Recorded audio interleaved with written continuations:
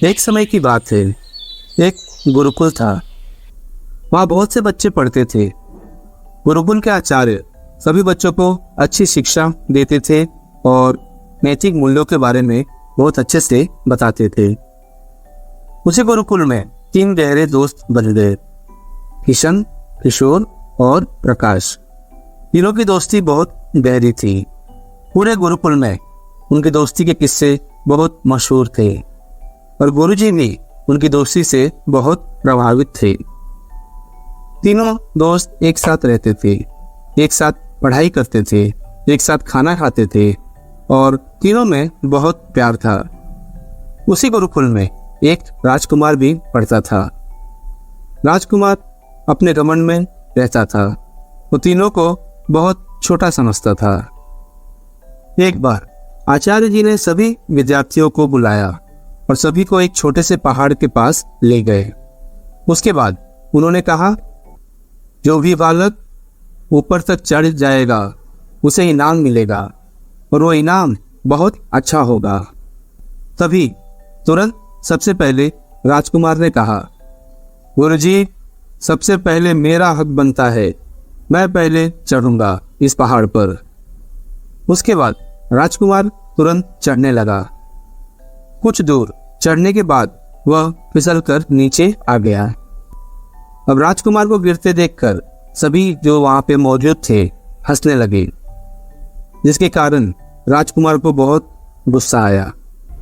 उसने सोचा कि अब मैं इन्हें नहीं छोड़ूंगा, लेकिन जैसे ही उसने गुरुजी को देखा वह कुछ नहीं बोल पाया।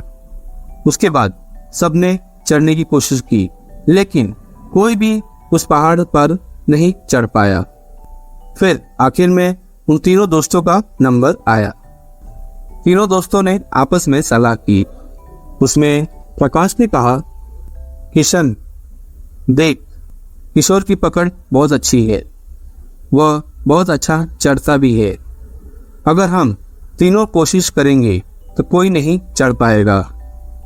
तो हम एक काम करते हैं, मैं और किशन नीचे सहारा देंगे। पहले तू मेरे कंधे पर बैठ जा, फिर किशोर तेरे कंधे पर बैठ जाएगा।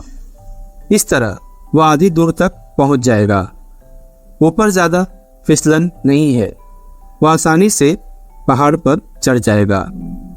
हम तीनों नहीं ना सही, एक को तो इनाम मिल जाएगा। मेरे हिसाब से हमें ऐसा करना चाहिए। अब यह सुनकर किशोर बोला, ठीक है भाई, जो भी इनाम मिलेगा मैं तुम दोनों के साथ बांट लूंगा। किशन और प्रकाश ने सहारा दिया और किशोर किसी तरह ऊपर पहुंच गया। कुछ देर बाद तीनों गुरुजी के पास आ गए। उनकी एकता देखकर गुरुजी बहुत खुश हुए और गुरुजी ने कहा, बेटा, तुम जीत गए। अब मैं तुम्हें इनाम दूंगा और जैसा मैं बोलूँगा उसका वैसा ही इस्तेमाल करना। जब भी कोई मुसीबत में हो तभी इसको खोलना।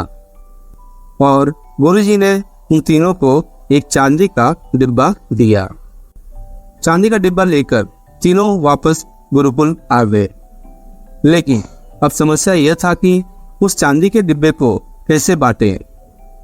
उन्होंने उस डिब्बे को एक जगह पर छिपाकर रख दिया। उसके बाद किशन ने कहा, एक काम करते हैं, हम तीनों में से जो भी मुसीबत में होगा वो इस डिब्बे को खोलकर देखेगा। चाहे मैं रहूं मुसीबत में या किशोर रहे या प्रकाश, कोई भी अगर मुसीबत में रहेगा तो इस डिब्बे को खोलकर देखेगा।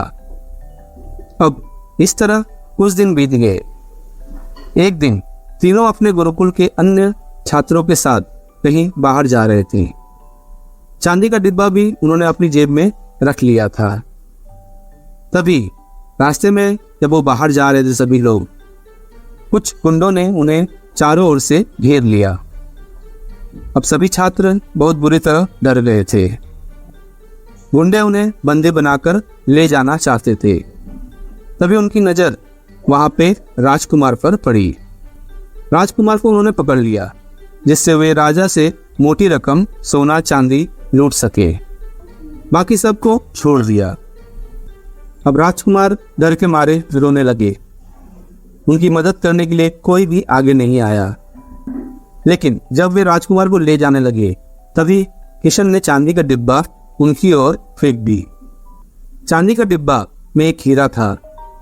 हीरे को देखकर सभी आपस में लड़ने लगे उस हीरे के लिए। तभी राजकुमार वहां से भागकर अपने साथियों के पास आ गए। वे सभी भागकर गुरुकुल पहुंच गए। उधर हीरे के चक्कर में सारे गुंडे आपस में लड़कर मर गए। राजकुमार ने किशोर और प्रकाश से माफी मांगी। उसके बाद उन्होंने अपने पिता राजा को सारी बात बताई कि कैसे तीनों दोस्तों ने उसकी जान बचाई। राजा ने तीनों को अपने राजमहल में बुलाया और बहुत अच्छे से उनका सम्मानित किया। जब वे वापस आने लगे तो अपने गुरुकुल में आए तो उन्होंने अपने गुरुजी से पूछा, गुरुजी, इतनी कीमती हीरा आपने हमें क्यों दे दिया? यह सुनकर गुरुजी हंसने लगे और गुरुजी ने बोला, बेटा, वह केवल एक कांच का टुकड़ा था जो बिल्कुल हीरे जैसा दिखता था। उसका कोई भी मोल नहीं था। वह तो एक नकली हीरा था, लेकिन वह अनमोल भी है क्योंकि उसने तुम सबकी जान बचा ली और तुम्हारे दुश्मन को सदा के लिए खत्म कर दिया। अगर तुम उसी समय वह चांदी का डिब्बा खोलकर देख लेते तो तुम उसे पाने के लिए आपस में एक दूसरे के दुश्मन बन जाते। इसीलिए मैंने मना किया था। मुसीबत में तुम्हें हीरे से ज्यादा अपनी जान प्यारी लगी, इसीलिए तुम्हारी जान बच पाई। उस दिन जब मैं तुम्हें पहाड़ पर चढ़ता देख रहा था तब तुमने एकता दिखाते हुए अपने साथी को ऊपर चढ़ाने में मदद की। अब गुरुजी की इस शिक्षा से सभी छात्र बहुत खुश हुए और सभी को एक अच्छी सीख मिली।